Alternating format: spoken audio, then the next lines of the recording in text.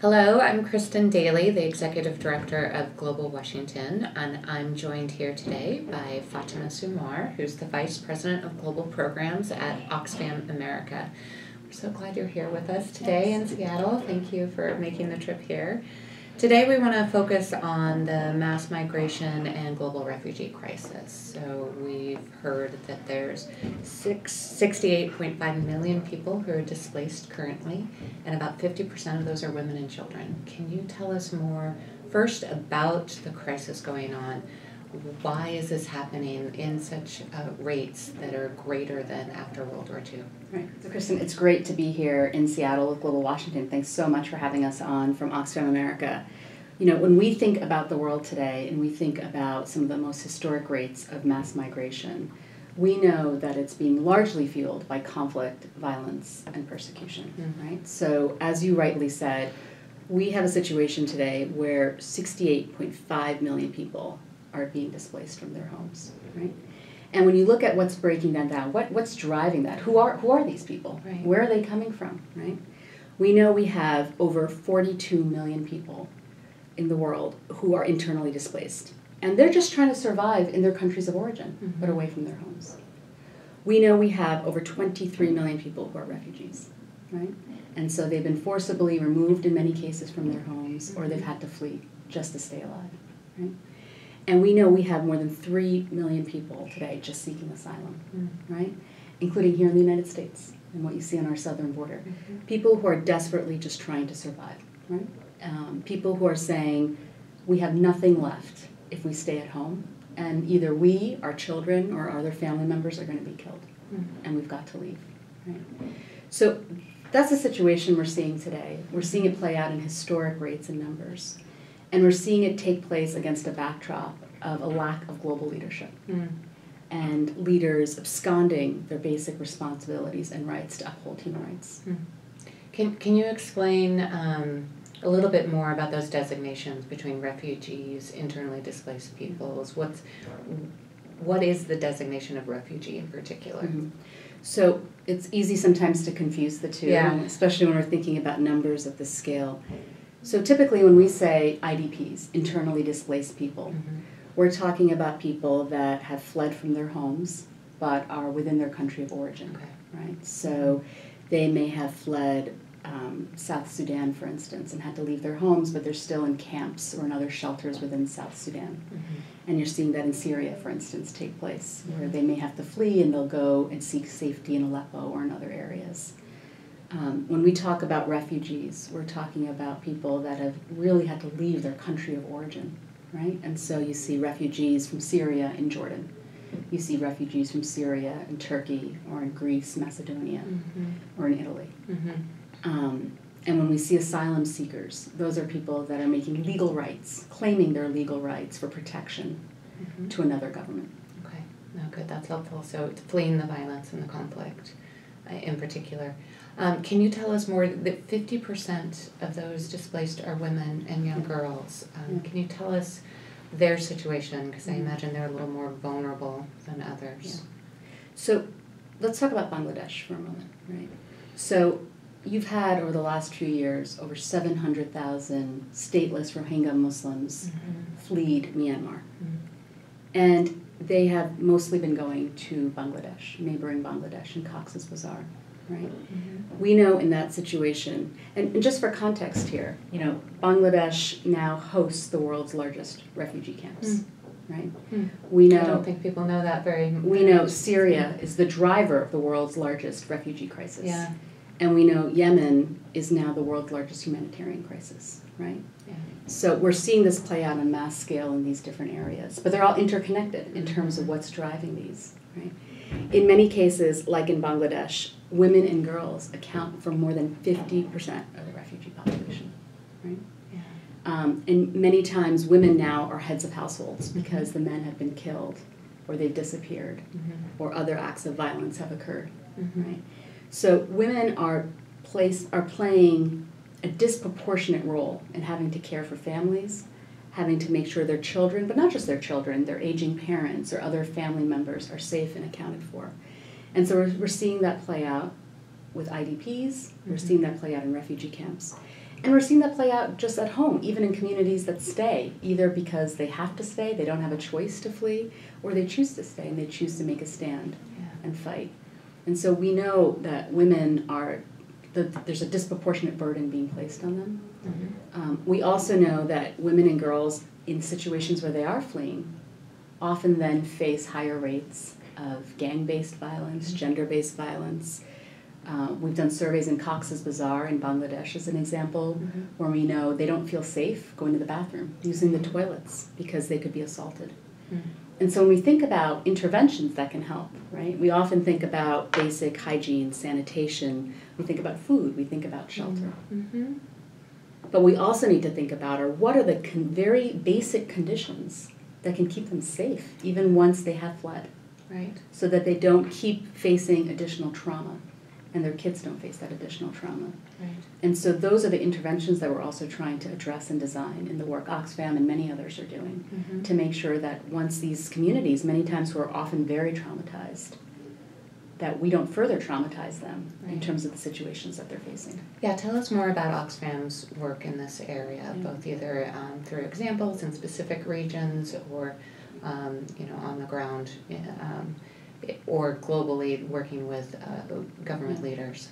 So at Oxfam America, we really believe that we're fighting the injustice of poverty, right? And that the difference between that and saying we're fighting poverty is that it takes a rights-based approach. We fundamentally believe that everyone is entitled to human rights, and that it's deliberate action or inaction that keeps people in poverty, right? And so that we're making choices every day as citizens, as leaders, as activists. We're making choices that say that people should remain in poverty, or they're given tools and options and policies to help them get out of poverty.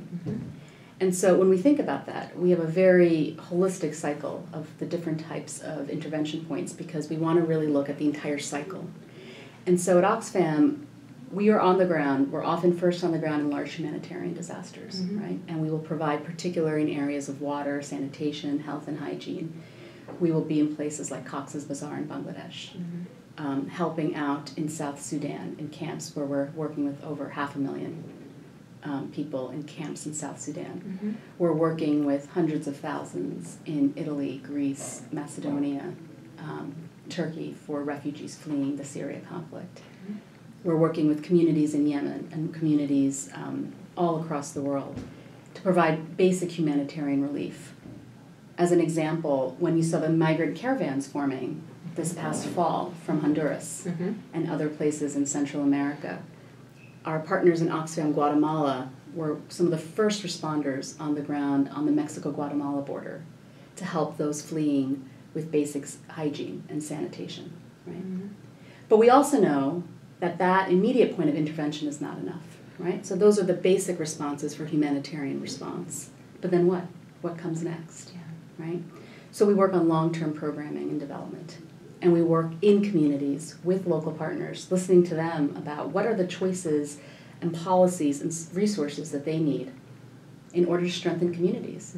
Make sure that communities and active citizens can have a voice in the choices that their own governments make, right? And so we work with communities on the ground. In Central America, as an example, we've been working for 3 decades in communities throughout that region with very strong local partnerships. And so our support is to really help them drive their own solutions to break the injustice of poverty. So both looking at kind of the root causes before a crisis happens, before people need to flee the violence. So trying to build up the basic rights, as you said, for those within the country before a crisis happens and after. And looking really at what does it take to build strong, healthy communities, right? So that's on the programming side. But we also know that ultimately, for sustainable change, policies have to change, right? Laws have to change. The choices we make as policymakers just have to change, right? Otherwise, all the interventions, all the philanthropy in the world is not ultimately going to break the cycle of poverty, right? And we know today we live in a world where even as we're making great strides to reduce the number of people, absolute people in poverty, 1.3 billion people today live in extreme poverty.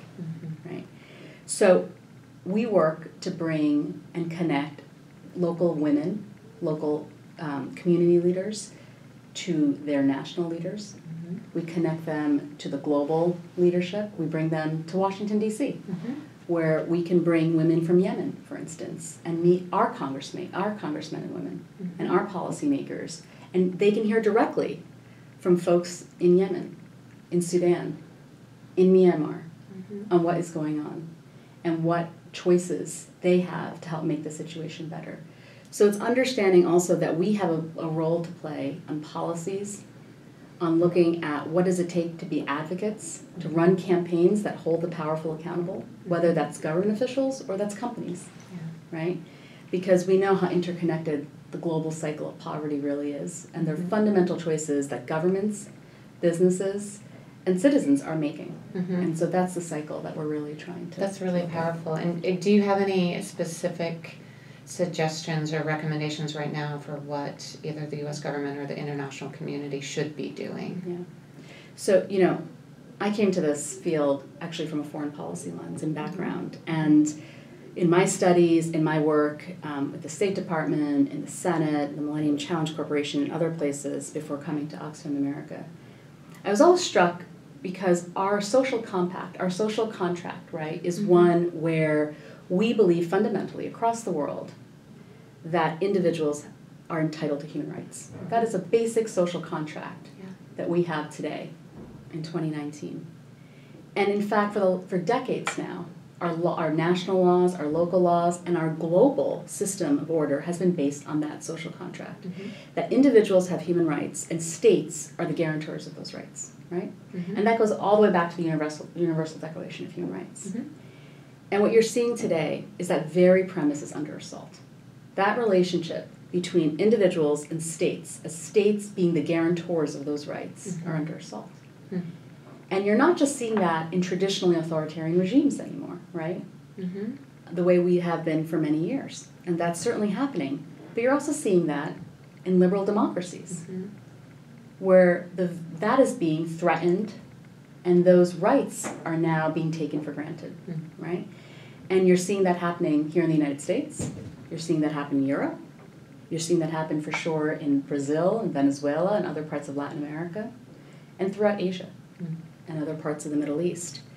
And so we need to reaffirm as individuals, as governments, as democracies, we need to reaffirm our basic and fundamental commitment to human rights and states protecting those rights.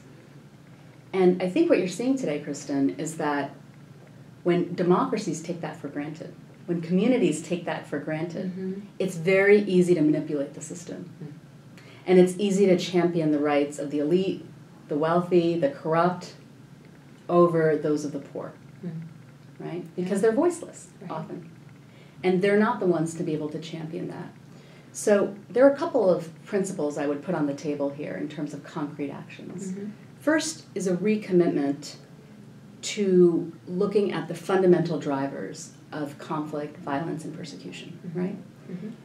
I'll give a couple of quick examples. So we're looking at the situation in Yemen, right? Yemen is today the world's largest humanitarian crisis. But it's man-made. It's man-made. Yeah. And here in the United States, it's the result of an unauthorized U.S. war supporting the Saudi and Gulf-led coalition in Yemen, Mm-hmm. right? Mm-hmm. With civilian airstrikes that bomb children, women, and the innocent, with U.S. backing and support. We did not authorize that war in Congress. Right. The American people never signed up for a war in Yemen. But that's where our funding is going. That's where our weapon systems are going. Right? So at Oxfam, we're calling that out. We've been working in Washington. We've been working closely with Congress. We've been working with allies in the Senate and the House.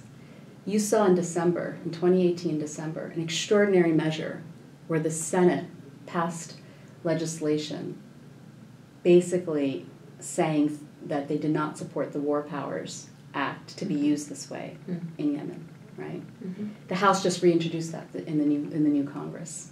So we see leadership for the first time on both sides of the aisle using the tools of democracy and the checks on our foreign policy system to say that we're not going to support that, right?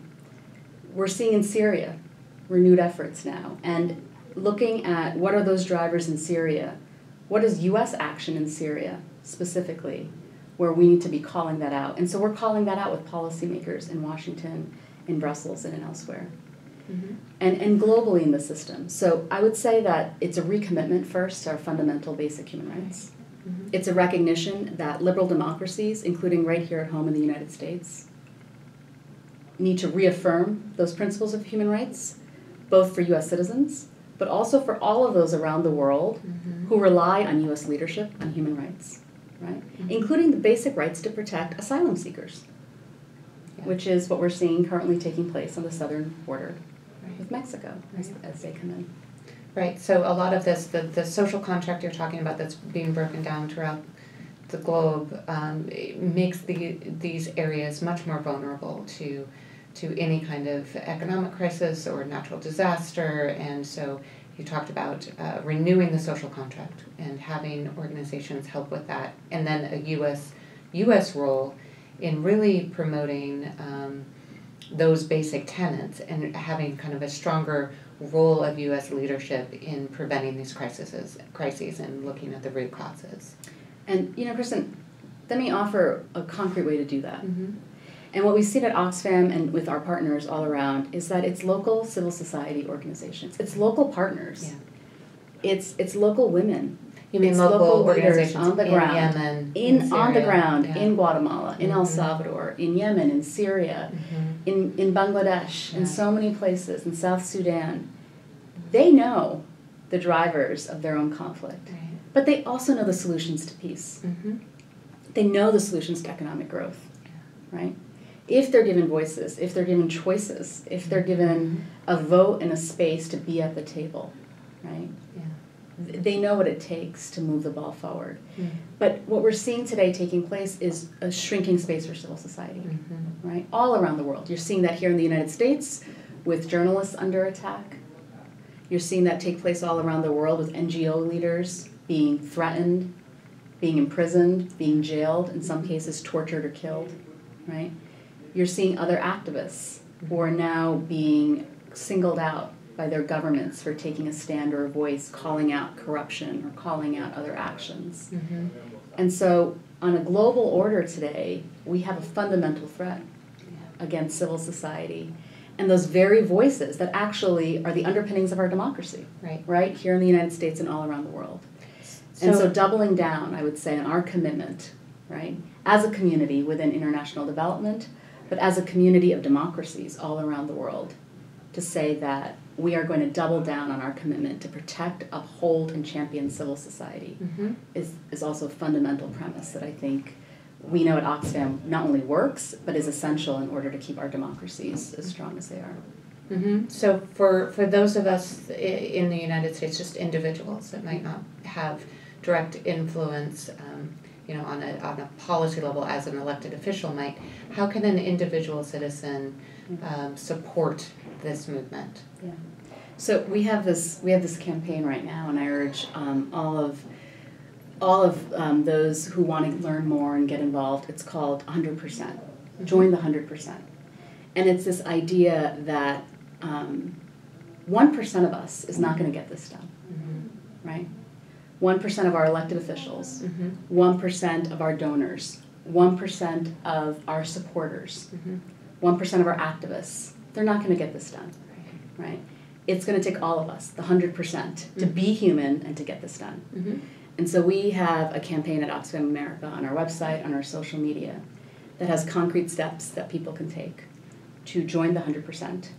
To find out what it takes, and it's small steps. It could be everything from contacting your local officials on issues that you care about that resonate with you, to making a donation to local civil society organizations, to making sure your voice is heard so your elected officials know what you really care about, to making sure corporations know what you care about and what you stand for and the choices you make around what you're going to buy or not buy, and exercising your power of purse, right? There's so many interventions and ways But it starts with this fundamental belief for all of us that we care. Yeah. And that the empathy, the human empathy in all of us, that it's not our problem, what is our problem? Mm-hmm. This is the world that we live in. Mm-hmm. We talked a lot today about migration, refugees, IDPs. We could have easily also talked about how climate change is affecting all of that, right? Yeah. How we have climate refugees coming online that are threatening the very fundamental economic growth that we all need to see in order for us to lead healthy, productive lives, right? So this is something that affects all of us, and it's going to take all of us to be able to do this. Right. That's great. This has been a fantastic conversation. Thanks so much for spending the time with us today. So definitely learn more about this topic at Oxfam America. If you want to learn more about Global Washington and other organizations doing this work, and we'll do links to Oxfam America's work as well, you can go to Global Washington's website at globalwa.org and learn more about these topics on global development. Thank you. Thanks. Thank you. Yeah.